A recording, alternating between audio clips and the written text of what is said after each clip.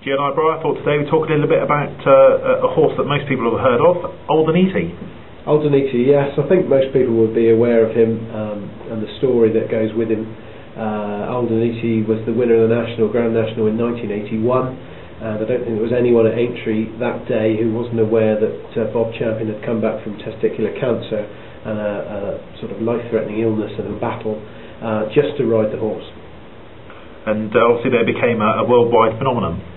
Yes, they did, because the result went to plan and everything was as it should be.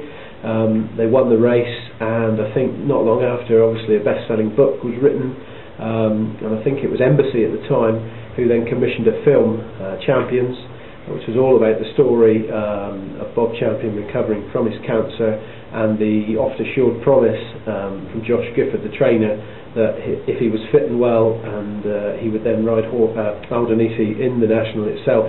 Aldaniti wasn't without incident, having broken down very, very badly with an injury on one of his legs, and he sort of took some time getting there as well, and I think he had a complete season off.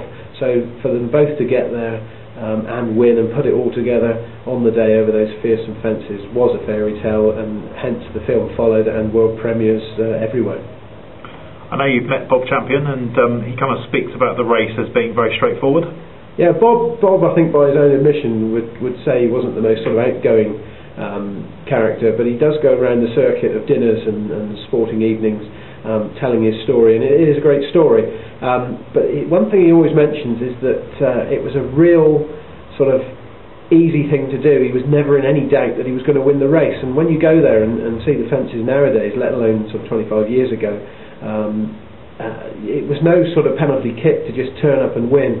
It was a real sort of achievement to go there and do it, and Bob talks about it like it was sort of written that it would just happen, and that perhaps makes it all the more remarkable.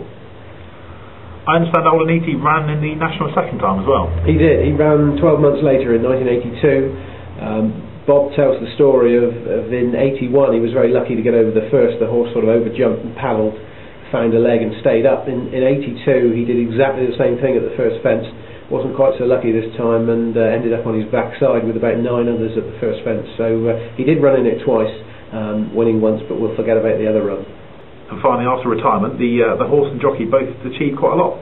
Yes, they did. Aintree at the time was in a bit of trouble about closure in the late 70s, early 80s, and Bob and Aldaniti helped with charity walks and raising funds for the jockey club to be able to buy the racecourse and then improve facilities and everything that was happening at Aintree. So they were really involved in sort of saving the National and securing its future, and also obviously with the cancer thing.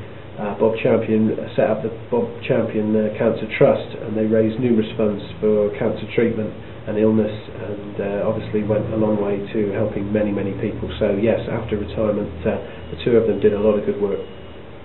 Great stuff. Thank you, Brian.